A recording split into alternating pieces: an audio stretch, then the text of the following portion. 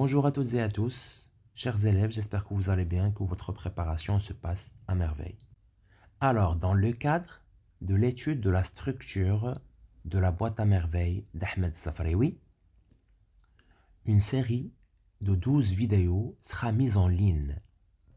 Autrement dit, pour chaque chapitre, on va consacrer une vidéo, durant laquelle on va aborder les idées principales du chapitre.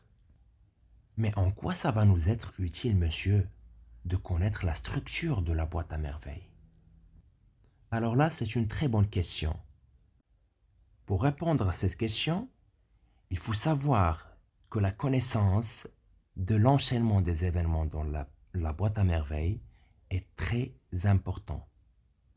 Et parmi les questions qui nécessitent la connaissance de l'ordre chronologique des événements dans la boîte à merveilles ou bien dans l'œuvre, c'est celle de la situation de passage, la question de la situation de passage.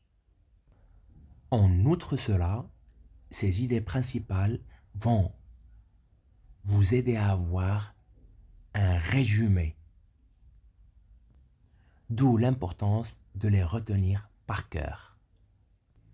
Et si vous avez besoin du PDF et de la documentation, n'hésitez pas à me demander dans les commentaires.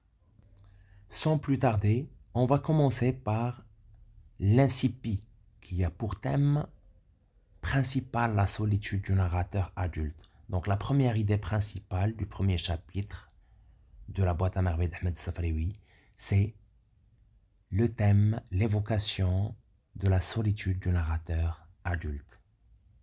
La deuxième idée principale, c'est la présentation de Dar Chouafa et ses principaux locataires. La troisième idée principale, c'est l'évocation de l'univers de la Chouafa et son rituel compliqué pour la perception de l'enfant. La quatrième idée principale, c'est l'univers de la voyante. Les récits du père et d'Abdallah l'épicier constituent les principales sources de l'imaginaire chez l'enfant. La cinquième idée principale, c'est la description du contenu de la boîte à merveilles. La sixième idée principale, c'est la localisation du Msid et la qualification du fruit d'être impitoyable. La septième idée principale, c'est le bain mort, un endroit loin d'être apprécié par le narrateur. Le narrateur déteste le bain mort et le qualifie d'être un enfer. La huitième idée principale, c'est la dispute spectaculaire entre la mère du narrateur et sa voisine Rahma. Donc, la mère du narrateur et Rahma se sont querellées.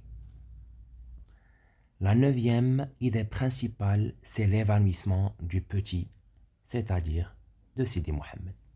Alors ainsi, notre vidéo touche à sa fin. Merci de l'avoir suivi.